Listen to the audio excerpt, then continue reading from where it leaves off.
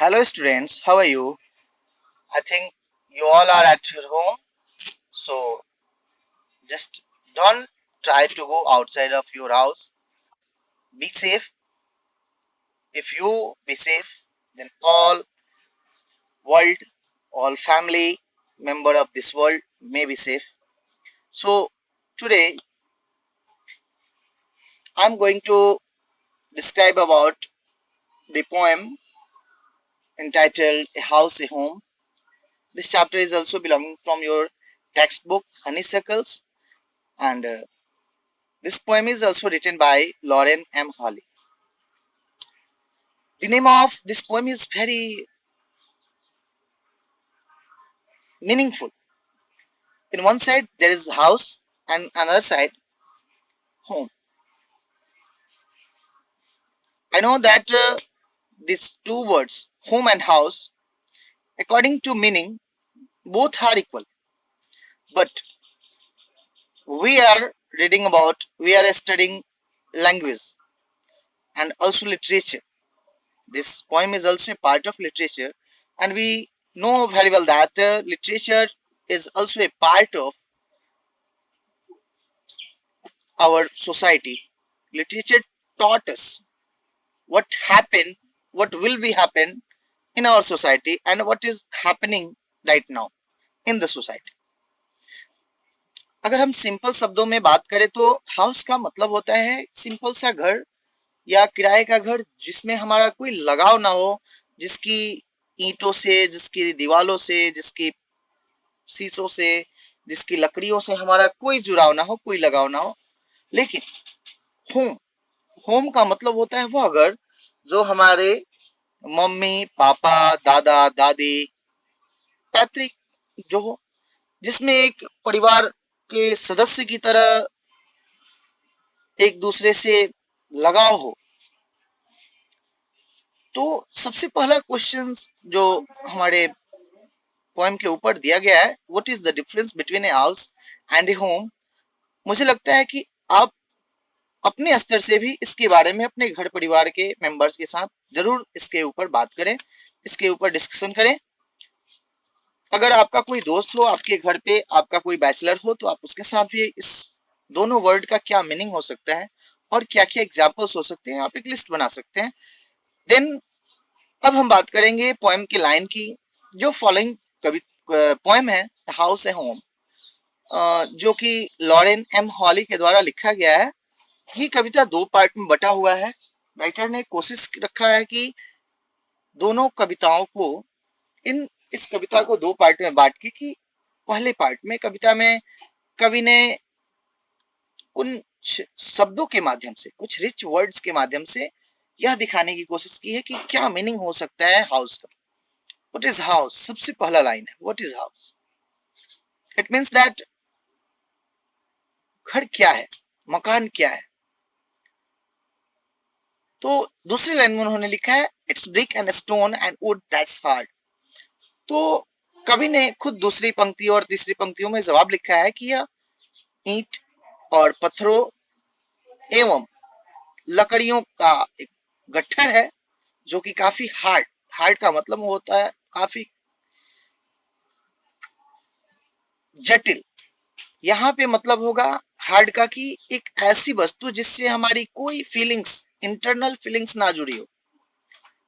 Fourth line में उन्होंने लिखा है some window glass and perhaps a yard, it's eaves and chimneys and tile floors and stucco and roof and lots of doors।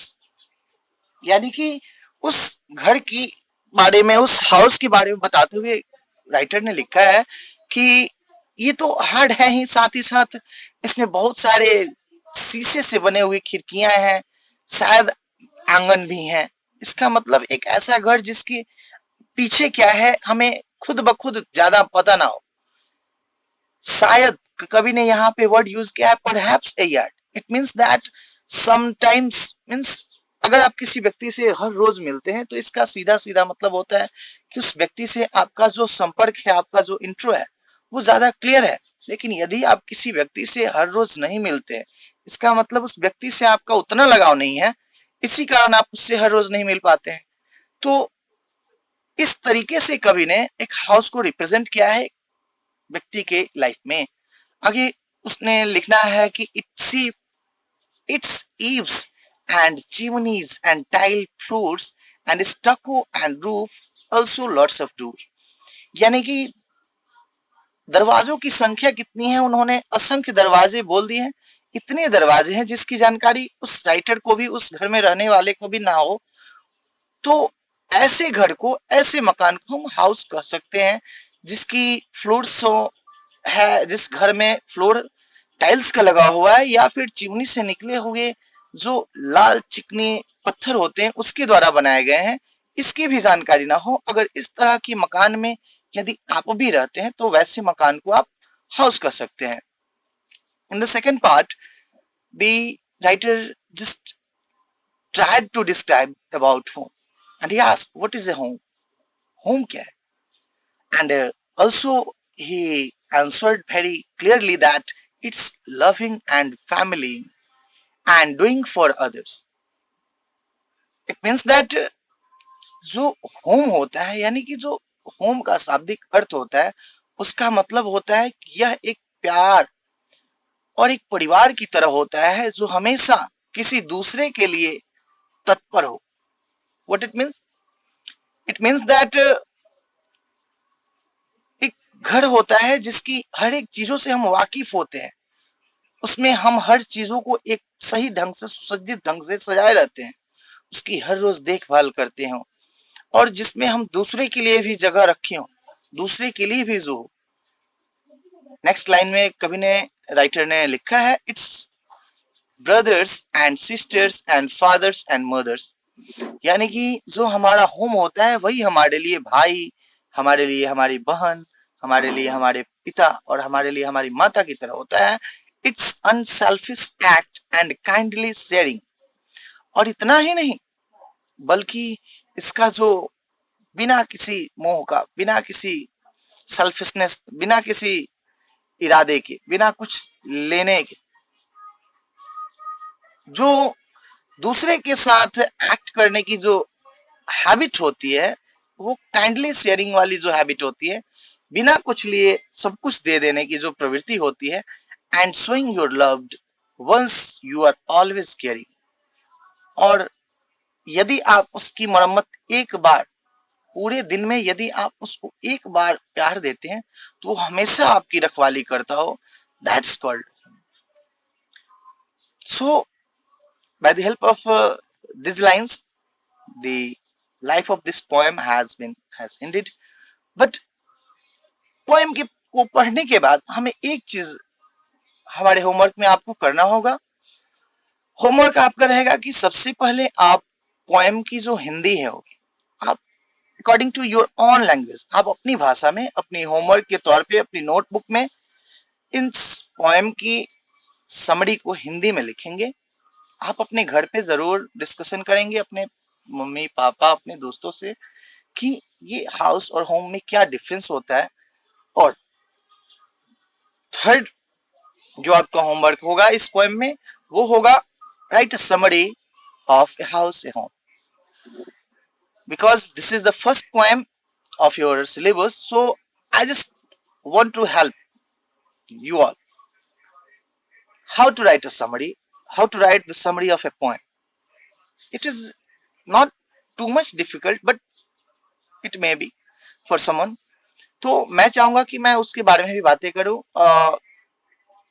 Poem की summary को कैसे लिखें, शुरू करेंगे कि the following poem a house a home, inverted commas में chapter के नाम को लिखेंगे।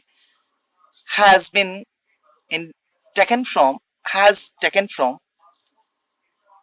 Honeysuckles, which book is prescribed in the syllabus of class 6।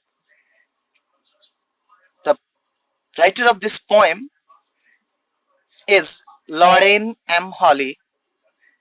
By the help of this poem, the poet distinguishes the difference between a house and a home. In one side, by the help of some lines, by the help of a paragraph, he also described the meaning of a house, and he shows and he just described that a house is a place where we just live.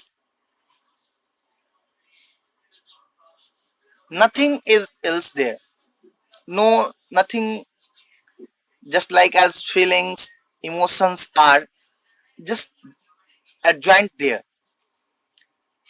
Means the house is just like a hard thing, which is just like a uh, non-living thing. Also, we live there, but we can't know that the floors are made by which part, which things. We also do not know that how many doors are tackled in that house. But by the help of the second part of this poem, the poet want to describe that the beauty of home. He described that the home is very loving, and that how home is just like